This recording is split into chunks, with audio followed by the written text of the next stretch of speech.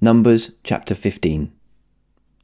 The Lord said to Moses, "Speak to the Israelites and say to them, after you enter the land I am giving you as a home, and you present to the Lord food offerings from the herd or the flock, as an aroma pleasing to the Lord, whether burnt offerings or sacrifices, for special vows or freewill offerings or festival offerings, then the person who brings an offering shall present to the Lord a grain offering of 1/10 of an ephah of the finest flour, mixed with 1/4 of a hin of olive oil.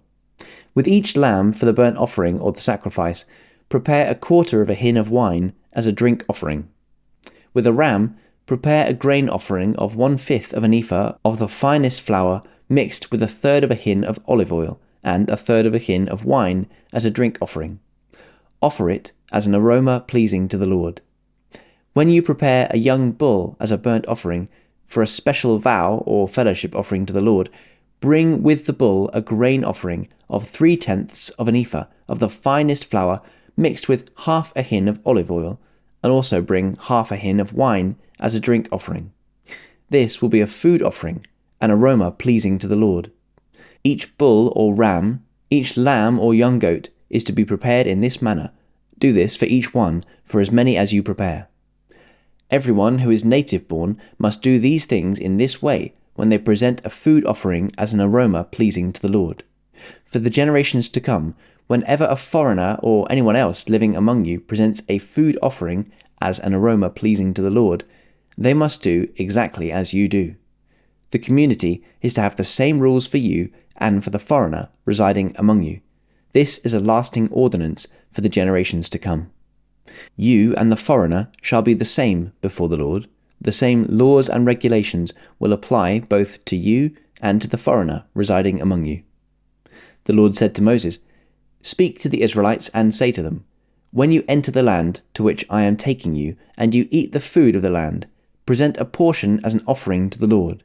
Present a loaf from the first of your ground meal and present it as an offering from the threshing floor.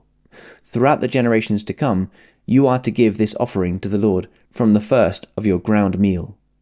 Now if you, as a community, unintentionally fail to keep any of these commands the Lord gave Moses, any of the Lord's commands to you through him, from the day the Lord gave them and continuing through the generations to come, and if this is done unintentionally, without the community being aware of it, then the whole community is to offer a young bull for a burnt offering, as an aroma pleasing to the Lord, along with its prescribed grain offering and drink offering, and a male goat for a sin offering. The priest is to make atonement for the whole Israelite community, and they will be forgiven. For it was not intentional, and they have presented to the Lord for their wrong a food offering and a sin offering. The whole Israelite community and the foreigners residing among them will be forgiven, because all the people were involved in the unintentional wrong. But if just one person sins unintentionally, that person must bring a year-old female goat for a sin offering. The priest is to make atonement before the Lord for the one who erred by sinning unintentionally, and when atonement has been made, that person will be forgiven.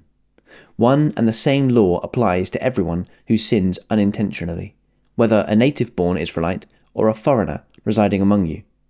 But anyone who sins defiantly, whether native-born or foreigner, utters blasphemy against the Lord and must be cut off from the people of Israel.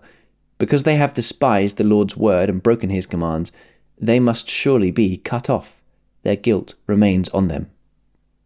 While the Israelites were in the wilderness, a man was found gathering wood on the Sabbath day.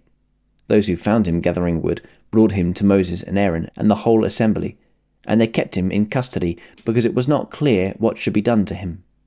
Then the Lord said to Moses, "The man must die. The whole assembly must stone him outside the camp." So the assembly took him outside the camp and stoned him to death, as the Lord commanded Moses.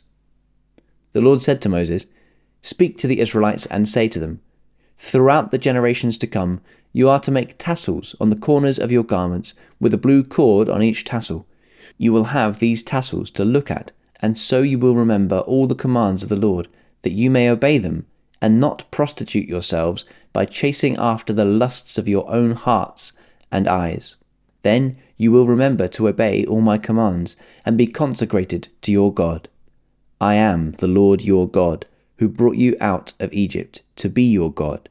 I am the Lord your God.